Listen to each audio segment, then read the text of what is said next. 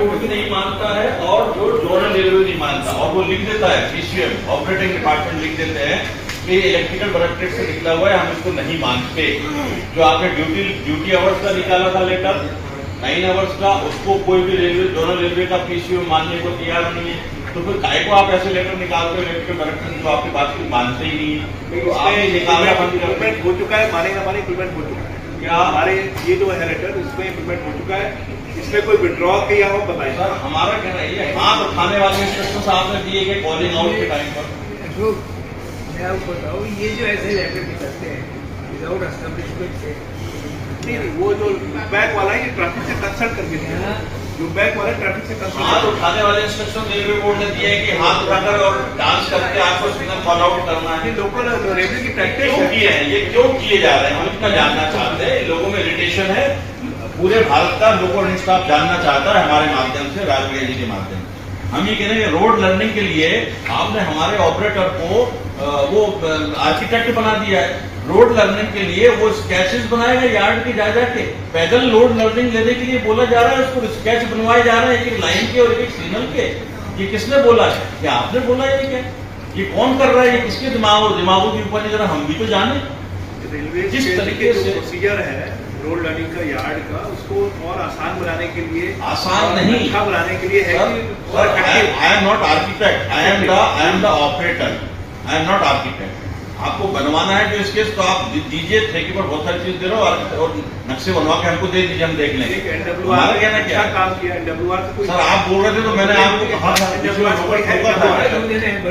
आप बोल रहे थे तो मैंने आपको टोका था क्या? आपने मुझे रोक दिया। प्लीज पेशेंस रखिए, सुन लीजिए ना रनिंग स्टाफ की problem.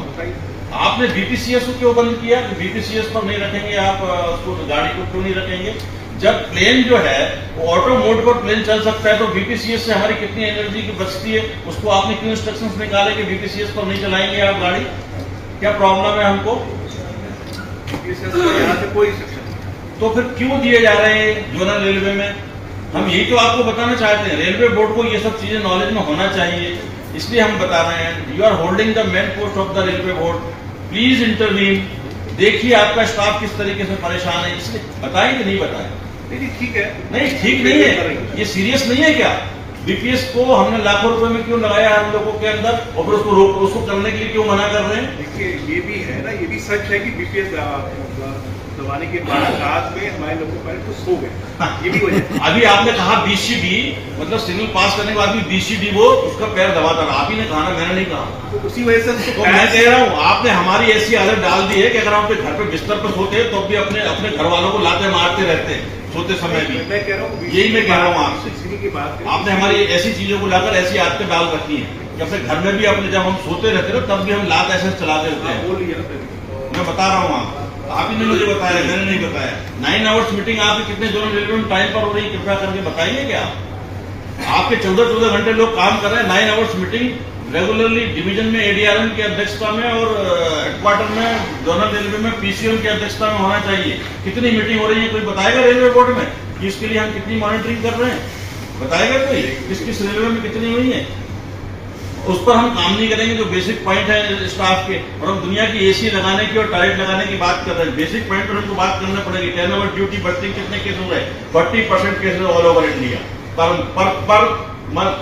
Fortnite, not month, per fortnight. More than 40% trains are running over hours, और उसमें 14 आवर्स की जो वर्किंग है वो 5-5, 10-10 ट्रेन 15 डेज में हो रही है। This is heinous crime. मैं आपको नेक्स्ट बार बता रहा हूं, आप मुझे कृपा करके एक भी ट्रेन बताएंगे पूरी भारतीय रेल के अंदर आप वर्किंग टाइम टेबल से ट्रेन चलाते हैं ना, हर डिवीजन में, हर जोनल रेलवे में? मुझे एक ट्रेन बता दीजिए एज ए रेलवे बोर्ड जो वर्किंग टाइम टेबल के हिसाब से गुड्स ट्रेन किसी भी डिवीजन में ऑल ओवर इंडिया में उस पर्टिकुलर सेक्शन में, सपोज एक भोपाल बीना सेक्शन है उसमें चलाएगी अकॉर्डिंग टू वर्किंग टाइम। चलो 1 घंटा 50 मिनट का टाइम दिया, कोई बात नहीं, 3 घंटे में चला के बताइए, 4 में, 5 में, 6 में, 8 में। Why we are wasting papers? Working time table क्यों बनाया जा रहा है? आपके पास मास्टर चार्ट के हिसाब से प्लानिंग नहीं है, आप लोगों के फोरकास्ट नहीं है, आपका पावर प्लानिंग नहीं है, और हमको ओवर आवर्स चला रहे हैं और हमसे सवाल कर रहे हैं आप। और जो चीजें ग्राउंड लेवल चल रही है उसको हम जब कहते हैं तो आप कहते हो आपने भी फुट प्लेट करिए, अगर करिए तो फिर ये चीजें आपके नॉलेज में क्यों नहीं है? क्यों 9 आवर्स मीटिंग नहीं हो रही है जोनल रेलवेज में और डिविजन्स में, ऑल इंडिया में? क्यों हमारे लोग परेशान हो रहे हैं? ये सवाल है लोगों, ये हम आपसे, हमारे नहीं, रेल कर्मचारी जो रनिंग स्टाफ है, जो ट्रेन चला रहा है, वो आपसे सवाल पूछ रहे हैं। ये चीजें बताइए आप। है लॉन्ग आवर्स का 5 तारीख को जो मीटिंग हुई है उसमें सीआरबी लेवल पर डिस्कशन हुआ, 11 घंटे 12 घंटे 14 घंटे, और जीएम और डीआरएम की क्वेश्चनिंग हुई है। इस तरह हाईएस्ट लेवल का कंसर्न है। 12 जो आप जीएम क्या करेगा, सीआरपी को ये तो बताया कोई कि 40% 40%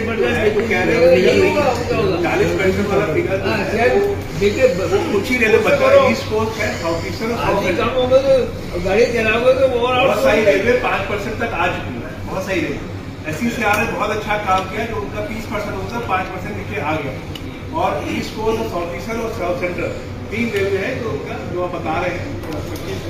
तो दोस्तों आपने देखा कि रेलवे बोर्ड और जो कर्मचारी यूनियन है, जो AIRF है, NFIRF है, और भी जो यूनियन है, जो रेलवे बोर्ड के साथ कर्मचारी की प्रमुख मांगों को लेकर के PNA मीटिंग करते हैं। लेकिन दोस्तों हाल फिलहाल में रेलवे बोर्ड के द्वारा कई ऐसे फैसले लिए जाते हैं जो कर्मचारी के हित में नहीं होते हैं, तो उनको लेकर के जो रेलवे के यूनियन NFIR है, वे जो रेलवे बोर्ड के चेयरमैन और जिस विभाग के जो प्रमुख हैं उनसे उनकी बहस हो गई। दोस्तों चर्चा ये चल रहा था कि जो ट्रैक मेंटेनर है, पॉइंट्समैन है और रनिंग स्टाफ है, इनकी प्रमुख मांगों को लेकर के जो पॉइंट्समैन की जो यार्ड में जो ड्यूटी करने की उनकी जो समस्याएं होती है, जो रनिंग स्टाफ की जो BPSC जारी कर दिया जाता है उनको लेकर के, और ट्रैक मेंटेनर की उसकी PBA मैनुअल में संशोधन को लेकर के रेलवे बोर्ड और NFIR जो रेलवे के यूनियन है उनके बीच गर्मा गर्मी